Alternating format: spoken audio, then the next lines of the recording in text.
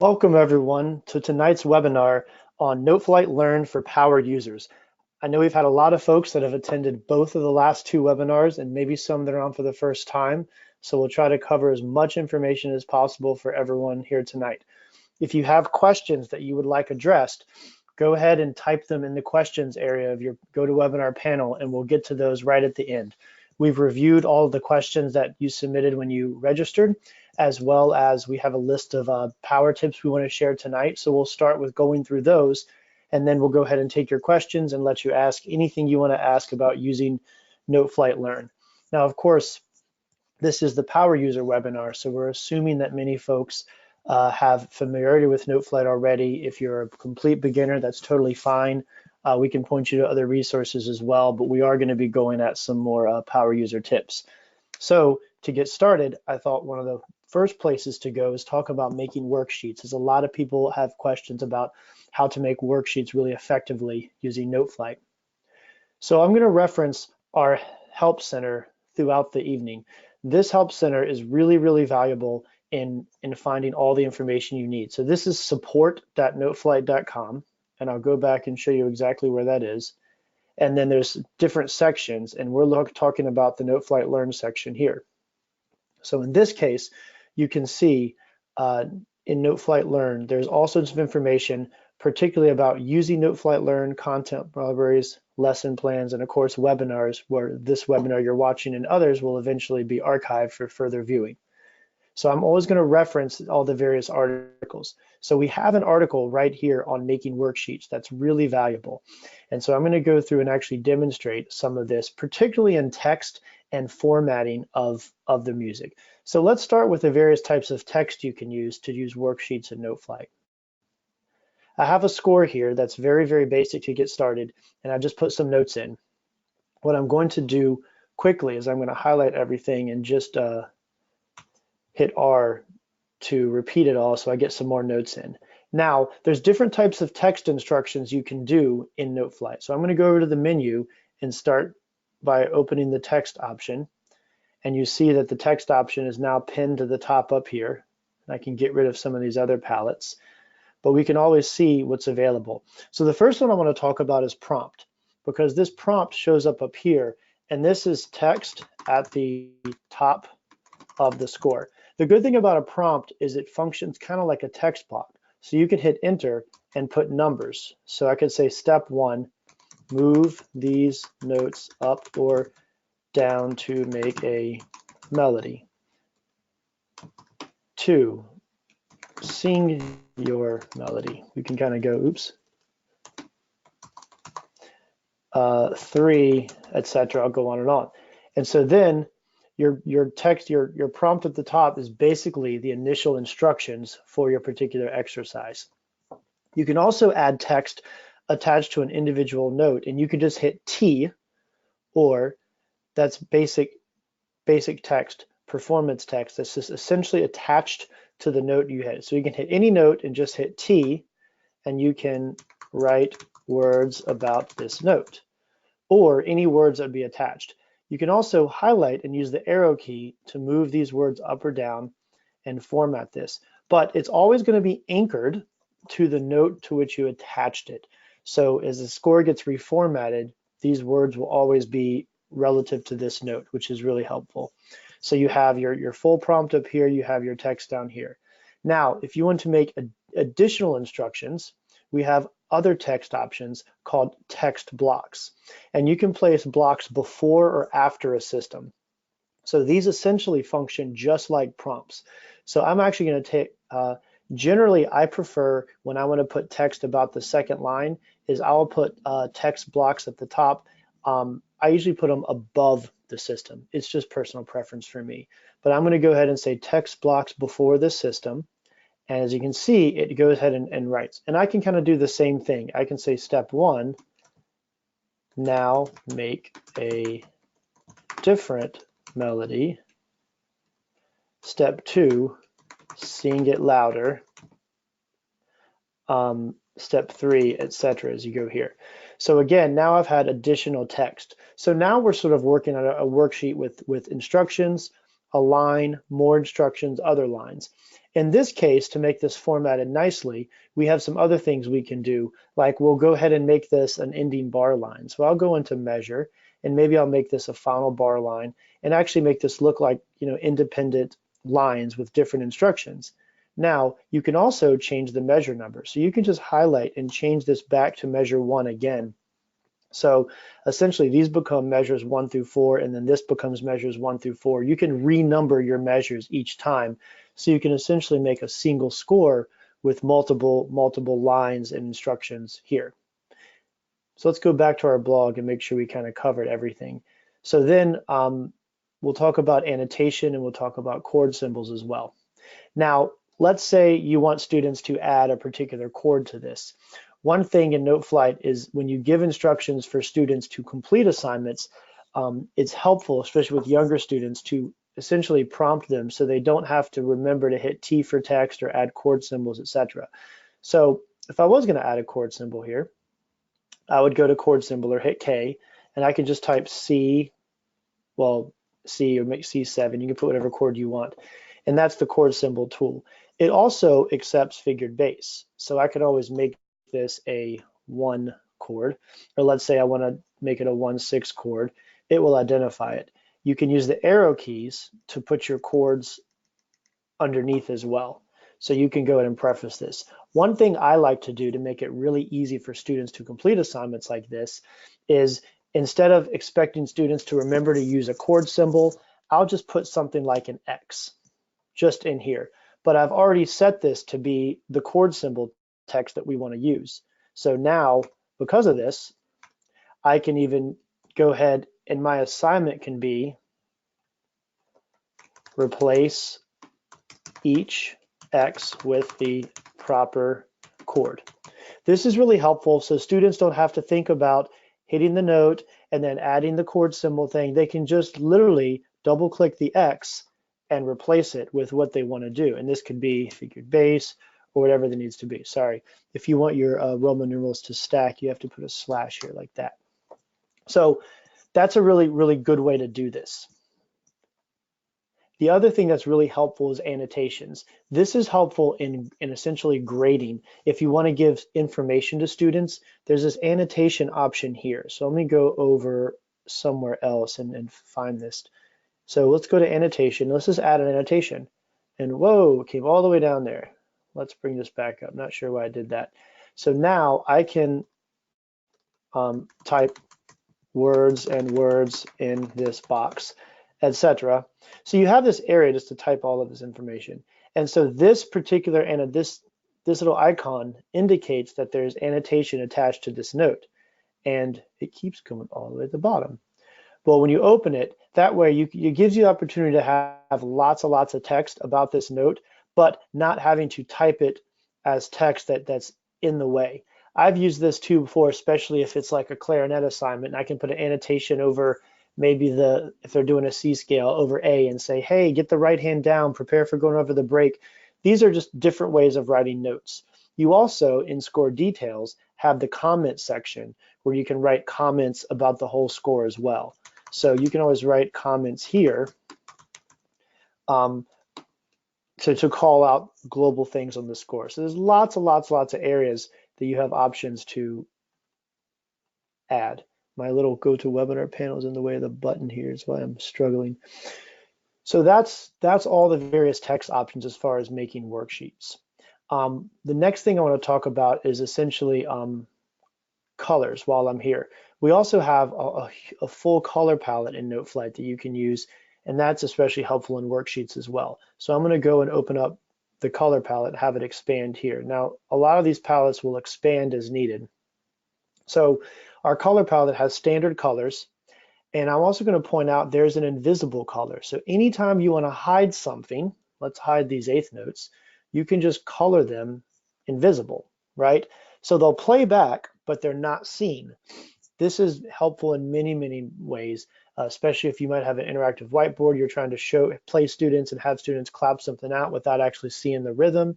You could essentially hide an entire measure. And if you want to get it back, you can just color the notes black again, right? And of course, you can color notes any of these colors.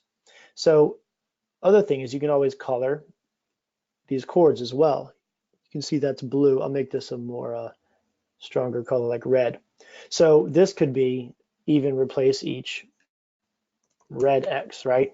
Other things I've done, exercises where you'll have students, color passing tones blue or color chord tones green and things like that. So you can use colors in many different ways, both for students and for assessment as you go.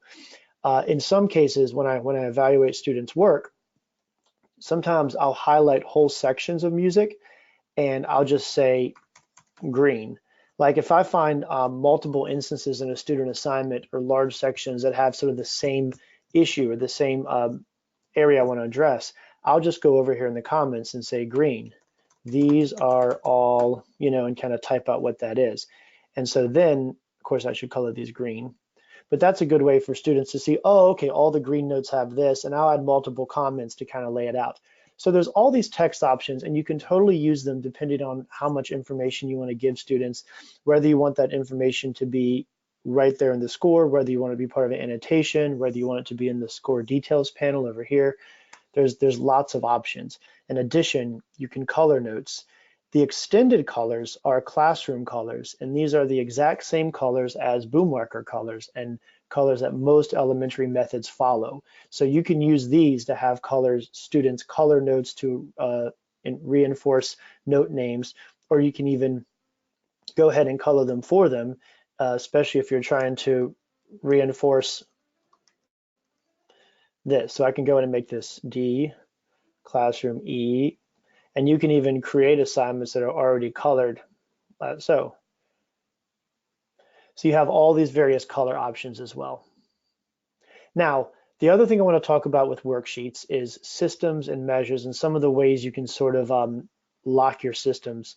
And we've done most of this already, but we have, and let me go ahead just to illustrate. Let me make this a little messier. Let me just add a lot more notes here. Let's make a whole bunch of stuff. So let's say I want to format this a little differently. Any measure you click, if you hit enter, the next measure will force a new system. So you can go through and automatically force the next measure down to a new system as you'd like. You can also lock measures. So we have this layout section over here, and layout, again, system break was what I was using, just hitting enter. You can also do page break, which is shift enter, which will force the system to a new page. But in addition, you can create systems or you can keep with next. These two options are really, really helpful. So what create system does is it takes all of the notes you have highlighted at one time, and it actually forces them all to be their own system. So say I want to get all four of these measures on their own system, I would just go to layout and I would create system, and now all of these notes are forced to their own system. And you see these little connector icons. These are just indicating that these measures are locked together and they will always be in their own system. Now, you could also choose to lock and connect any particular measure together. So let's say I want these two measures to stay together no matter what. This is really popular for like first and second endings where you never want those measures to be split systems, even if you reformat the score. There's another option in layout called keep with next, and essentially it just locks these two measures and it forces them, as you can see, to stay together, which you can see now this one has the little keep with next icon. Now it's reformatted this so we can just play around and hit enter, and you see as I force new systems, Noteflight's going to automatically space out the music based on your note size. But if you don't want it to do that, you can just force all of these to be systems by going into layout and create a system here. You can create a system here.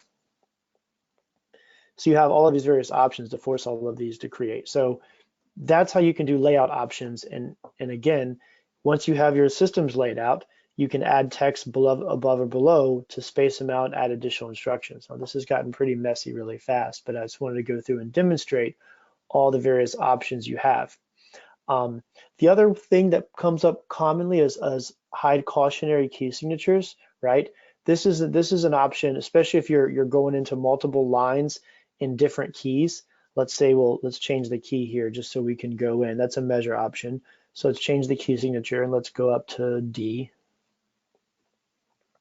So now, new key, didn't quite change the notes. We can transpose it. Well, we can actually do this too. Let's make life real easy.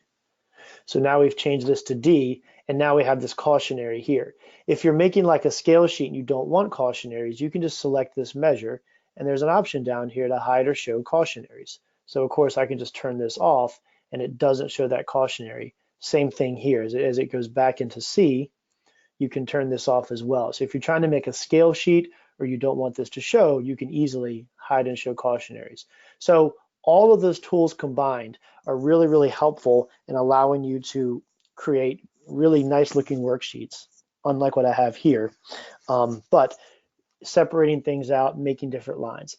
The other new feature that we just added that can also be helpful is, again, if you're doing this digital only, if students using Chromebooks or at home and they're not actually printing these and you want to make a single page of everything, we just added a new formatting feature under page setup where you actually can do a custom page setup size. So if you have 10 lines of something and you just want it all to be on, one visual sheet for the students, you can essentially set up a page that's so wide, and you can make the height 8.5 by 18 inches, not 118 inches. That'd be crazy, right? So however you want to do that, essentially it just makes the page longer so you can get everything on one page, right, digitally. Now if you're printing it, obviously that's a paper size that's not going to come out of your printer, but if students are completing activity templates in Chromebooks, you can make these look nice and have them all on one page without having to jump to different pages and all of that. So you totally have this new option I wanted to share with you as well. All of the information I just talked about is in our Help Center in the Making Worksheets article, and it even has scores that demonstrate some of the different information we went through, as well as what I'm about to go through, which is some of the playback and media sync and audio recording. So this is a really, really helpful article that you can find. Now, the next thing we want to talk about is recording. A lot of people talk about recording audio in Noteflight, especially for performance assessment, but also for transcription. So there's a recording audio section. So to record audio, there's a record button right up here in Noteflight Learn for every student. And this essentially puts you in record mode. Now you can play and listen to the example. Also, while I'm here, one common thing is that you can see from the instructions, Noteflight's really easy to teach students to go into the parts panel and change the instrument. So instead of having to create assignments for every single transposing instrument, you could essentially just create one and teach the students to go in and change their transposing instrument. So if this was for an oboe, they can go and it'll be down in this key. Or in this case, we'll bring it back to clarinet.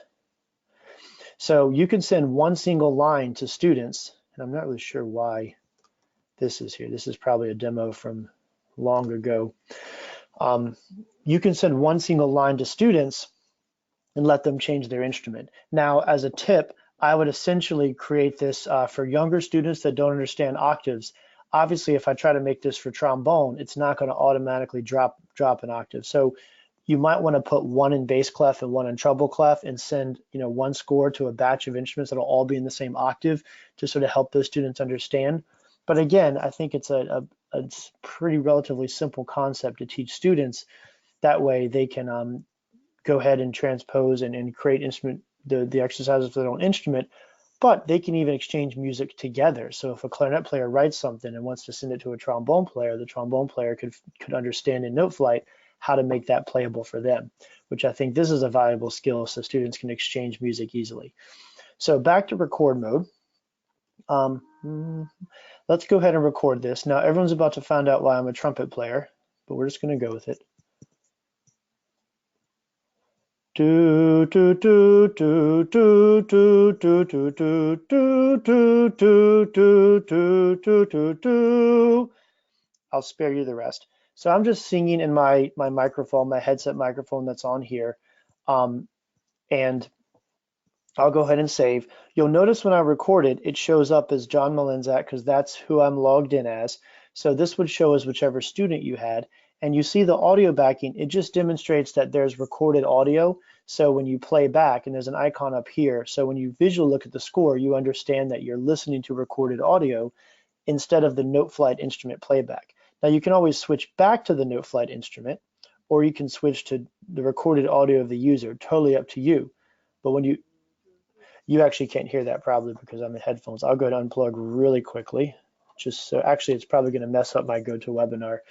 Well, let's try it. Worst things have happened.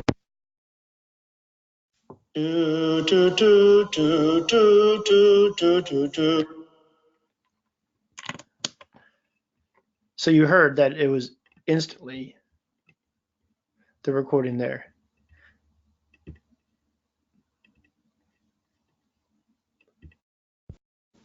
Just making sure. Yep, GoToWebinar freaked out just a little bit, but I'm back and you're hearing me again. So there we go.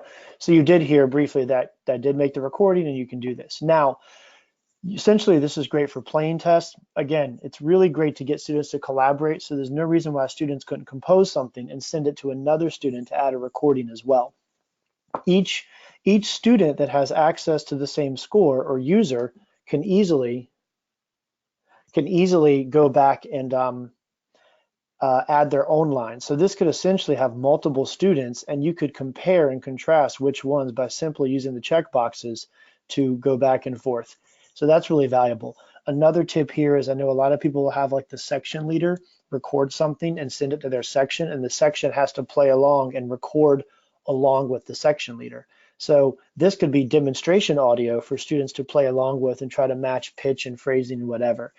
We really like the recording feature, and I know a lot of schools that use it really enjoy it because, you know, no matter how good your notation sounds are, they're never going to phrase and breathe, and they're certainly not going to dictate if there's lyrics involved. So being able to record your demonstration audio and pass that on is really, really valuable. Another good use for this is that, you know, the way the recording feature works is essentially it's recording audio to the metronome click that you're doing. There's really no reason that there actually has to be notes there in the first place. This can be a transcription or a dictation exercise really quickly, or I can just go in and record to nothing. So I'm hearing my metronome clicks in my head. And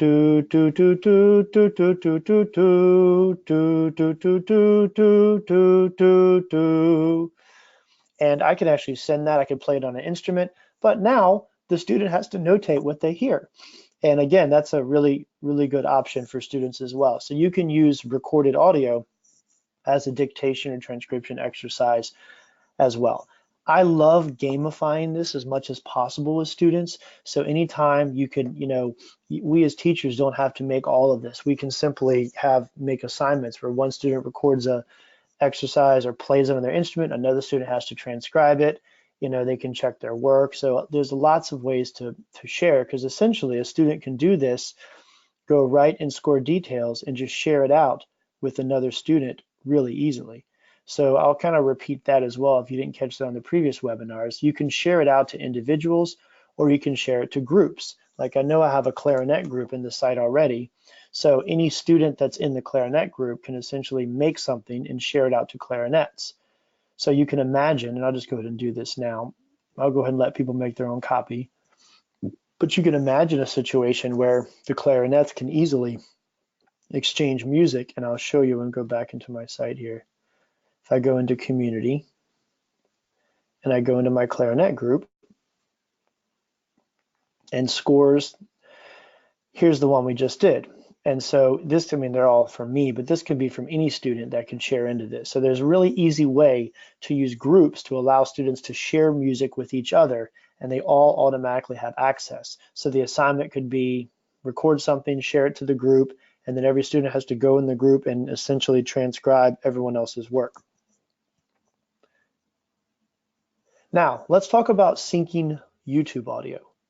This is another really, really valuable area, and this is something where you can start syncing with YouTube audio with Noteflight and eventually even create a situation where you're sort of composing to the video. So to demonstrate this, I thought it'd be cool. I just grabbed a content library score that's already in our Noteflight content libraries, which is included in Noteflight Learn. And this is a bot chorale, and I'm going to check out a copy. And here it is. Now, what I'm going to do is I've also found a recording of the same score on YouTube. And so let me just go ahead and actually, I'm going I'm going to go ahead and unplug for this so you can actually hear what I'm doing. I'm just double checking. Yep, go to webinar, picked up what I just did. So to sync this up, there is an option in the score menu called sync audio, and I'll show you where this is. It's right down here, sync audio. So now this is where we can go paste our YouTube URL, and let's go ahead and load it. Now again, this works with YouTube, SoundCloud, and essentially any audio or video source that's hosted somewhere else, but it really, ideally, YouTube and SoundCloud are the best options. So now what we're going to do is we're going to sync the Noteflight score to follow the audio of the chorale. And so you can use the M key to tap the beginning of each measure, or you can just tap this measure option here. Especially if you're on iPad or something, you can use the measure option here.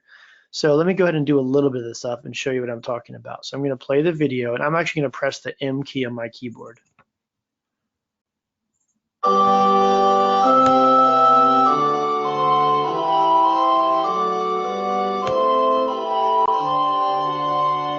There's a fermata here. So I just hit M. So I'm training the cursor.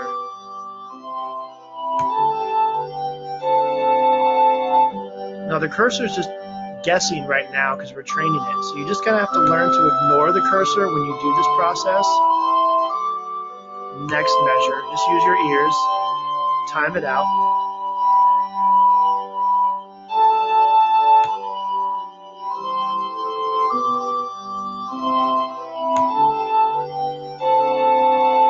So I'm just going to pause here just to kind of give you the idea. So again, just to kind of let you know what was happening there is we're training the Noteflight cursor to follow the video. And so what the cursor's doing is just whatever the last tap between the two measures is, it's assuming that's the tempo, but we're training it. And so just when you do the sync process, just ignore the cursor because you're just telling it what to do. It's just trying to guess. You can see this is a really valuable exercise already because what this can be is students have to notate the fermatas and phrasing they hear in the synced video, and that's a great exercise already. So now the video loads in the bottom left by default, and you can minimize it if you don't want to see it. But we're going to play it back, and you'll notice you'll hear the video audio instead of Noteflight audio. We'll go back to the beginning of the score too.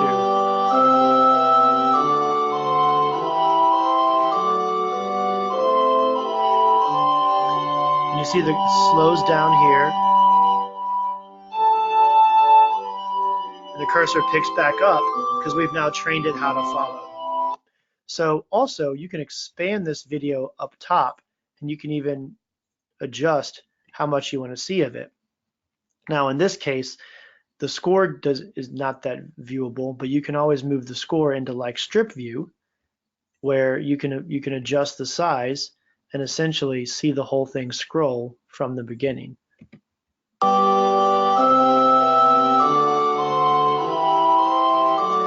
So syncing to video is really, really valuable. Now, I told you this was pro tips, so let's take it up a notch. I'm actually just going to go into record mode, and we could essentially, I'll go into the mixer here. You see, let me move this GoToWebinar panel to the other side. You see that the YouTube audio is what's selected, but you can select other audio sources. You can actually turn on the Noteflight audio as well. It's totally up to you. Or we can record the soprano part. Da, da. So we can go in, I'm just hit record here. So I can actually record along with the video.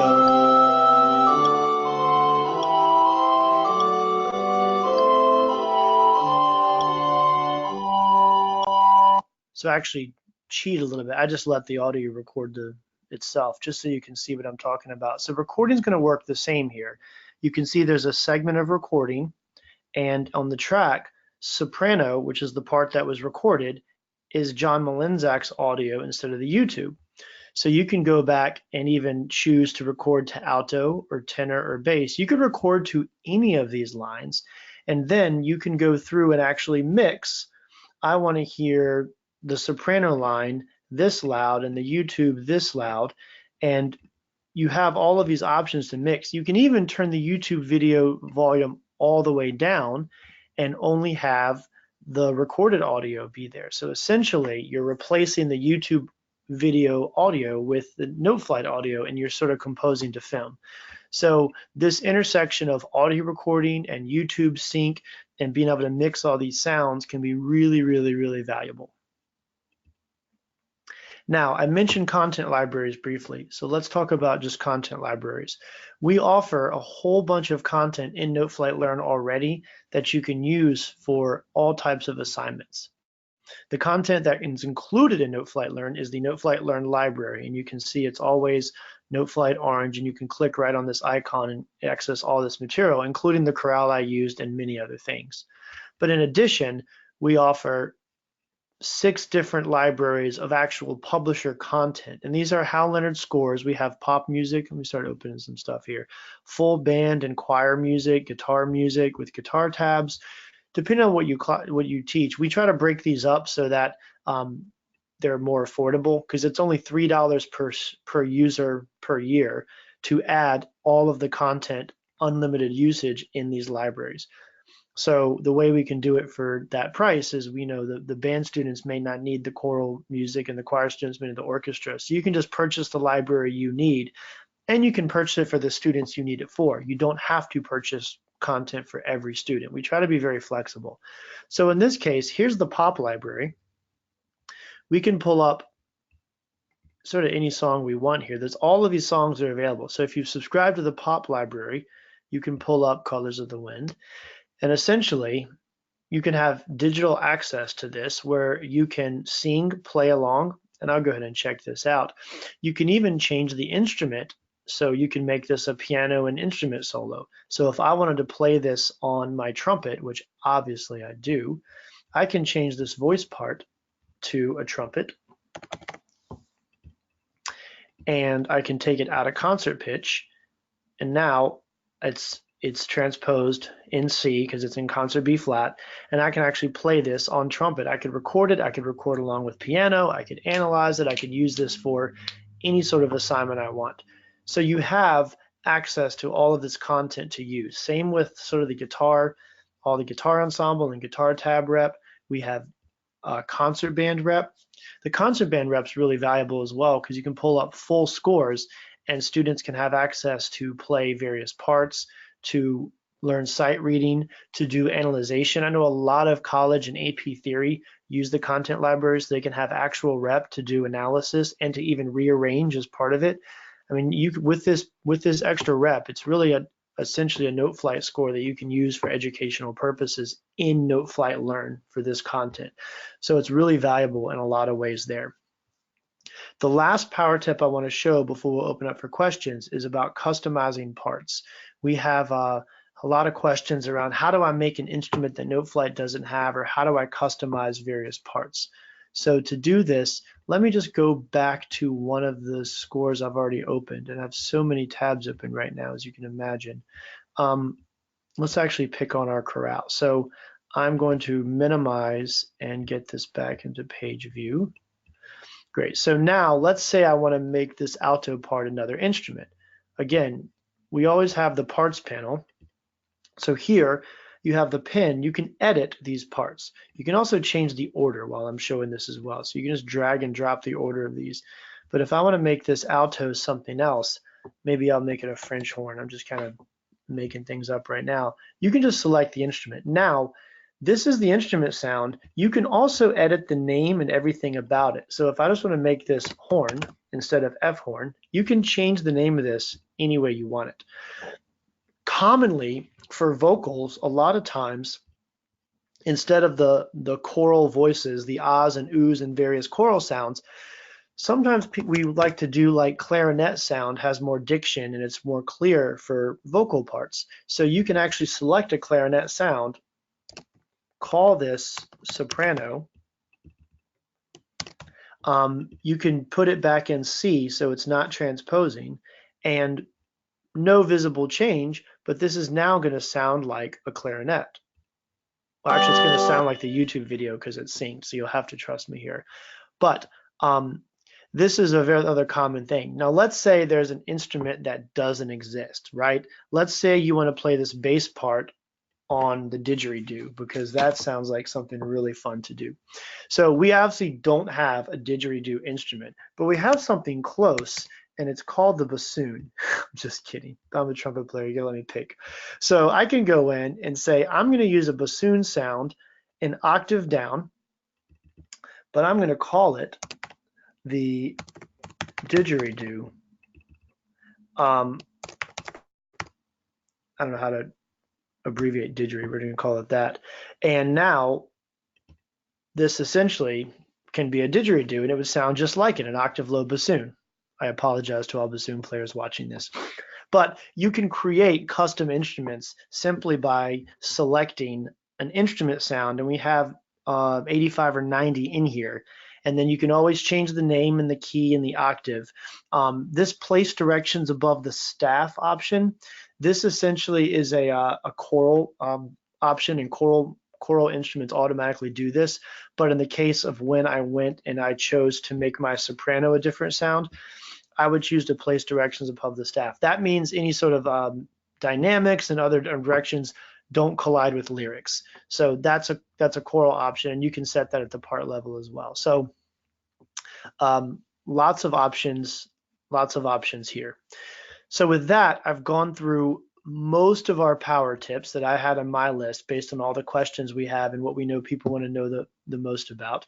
So from there, I'll quickly close out and just say, if you're not using Noteflight Learn already, you can try it free for 60 days by going to noteflight.com/learn and selecting free trial. And then you can quote or purchase right away, credit card or PO, and get going with Noteflight. It's all priced based on the number of users. If you're not using content libraries already, you can go ahead to this quote or purchase link, and you could add content libraries to your plan however you want. And you can email sales@noteflight.com anytime for that information. In addition, I'll just go back to point out that support.noteflight.com is an incredibly valuable resource, and you have all this information on Noteflight Learn. Everything I showed tonight has a full article available. Plus we have information on content, plus we have lesson plans. So the last thing I want to show is our lesson library resources, right? We have a whole section for lessons and resources that we can show, and I'll show you our link to that right in the Help Center. We have an entire database of over 100 lessons now and growing that you can search for, and you can filter by different levels. You can filter by area, lesson types, theory, chorale, composition, scales, instrumentation, even standards. Show me things that cover standard 1, 44 results, So you have all these various options. And this is sort of like the take a penny, leave a penny jar at the store. So if you have a great lesson and you want to contribute, this is a completely free and open resource to anybody. So you can always submit your own lesson. All you have to do is give it a name, give us a brief objective. Your name is optional. Give us the URL to the actual Noteflight score, because every lesson has a score that people can make a copy of and use. If you have a lesson plan document already, like a PDF of your lesson plan, you can just upload what you already have and just kind of tick the boxes for what levels and standards it covers and submit it. That's all you have to do. So if you have existing lessons that you want to share with the community, please do that, because this is an open community resource. Teachers have asked for this a lot, and we've built this resource for you to use. So with that, I'll say thank you all for attending and watching tonight, and I will break and start taking questions.